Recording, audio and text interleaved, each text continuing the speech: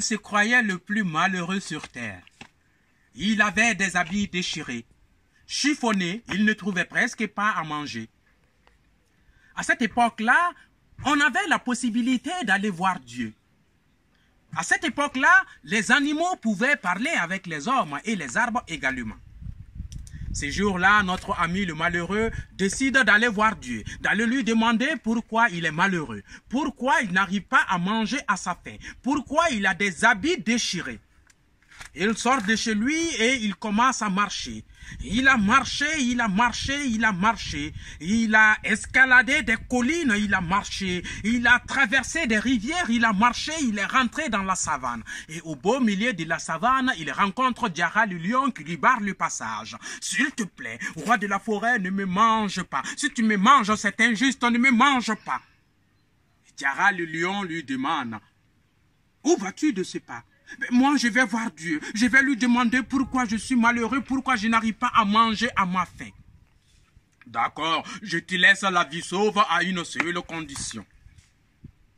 Si tu vois Dieu, dis-lui que je suis le plus malheureux des animaux. Ça fait plusieurs semaines que j'ai perdu l'appétit. Je n'arrive plus à manger à ma faim. Il n'a qu'à me faciliter la tâche pour que je puisse manger à ma faim.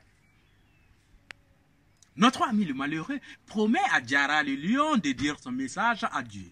Et le voilà parti. Il a marché, il a marché, il a marché. Après quelques temps de marche, il arrive au bord d'une rivière. Au bord d'une rivière, là où se trouvait un arbre.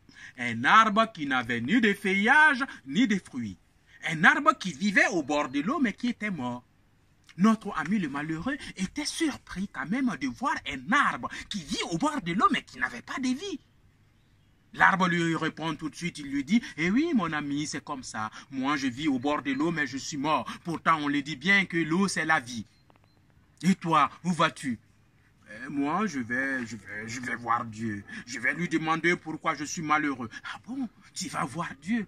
S'il te plaît, si tu vois Dieu, dis-lui que je suis l'arbre le plus malheureux sur terre. Je vis au bord de l'eau, mais je suis sec, je n'ai pas de vie. » Et notre malheureux promet à l'arbre de dire son message à Dieu. Il continue sa route. Il a marché, il a marché, il a marché, et il a marché pendant longtemps. Après quelques temps de marche, il voit une toute petite case devant lui. Une case qui était habitée par une jeune fille très belle. Notre ami le malheureux se sentait assoiffé. Il s'approche de la jeune fille pour demander de l'eau. Ainsi dit, ainsi fait. Et il demande à la jeune fille, mais pourquoi tu ne viens pas au village vivre avec tes semblables? Là, ce n'est pas bien pour toi. Tu peux être victime des animaux sauvages. Rentre au village auprès des siens. Et la jeune fille lui dit, non. Moi, ma place, elle est ici. Et toi, où vas-tu? Moi, je vais voir Dieu. Je vais lui demander pourquoi je suis pauvre. Pourquoi je suis l'homme le plus malheureux. Ah bon, tu vas voir Dieu? S'il te plaît. S'il te plaît, mon ami, si tu vois Dieu, dis-lui que je suis la fille la plus malheureuse sur terre. Mais seulement pour être heureuse, je n'ai pas besoin de plus. J'ai juste besoin de l'amour d'un homme, de la tendresse d'un homme à mes côtés. Je ne demande pas plus, s'il te plaît. Et notre ami le malheureux promet à la jeune fille de dire son message à Dieu. Il continue sa route, il a marché, il a marché, il a marché, il a marché pendant longtemps. Après quelques temps de marche, il arrive devant une très grande montagne là où se trouvait Dieu. Il monte jusqu'au sommet de la montagne et le voilà nez à nez avec Dieu. Bon Dieu, pourquoi je suis malheureux? Pourquoi je n'arrive pas à manger à ma faim? Et Dieu de lui dire, retourne-toi, ma créature. Ton bonheur se trouve devant toi et il t'attend. Va à la rencontre de ton bonheur. Et notre ami le malheureux était content d'entendre parler Dieu ainsi. Mais il n'a pas oublié de dire à Dieu les aventures qu'il a eues au cours de la route. Et Dieu lui dit de dire à ses aventuriers ce qu'ils doivent faire pour être heureux et aussi à leur tour.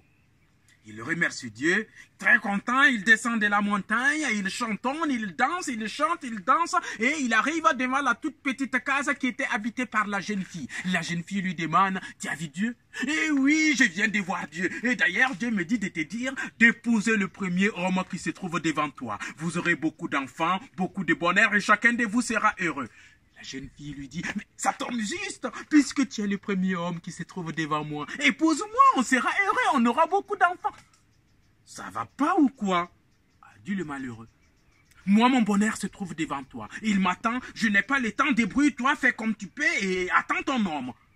Sans épouser la jeune fille, notre ami le malheureux continue sa route.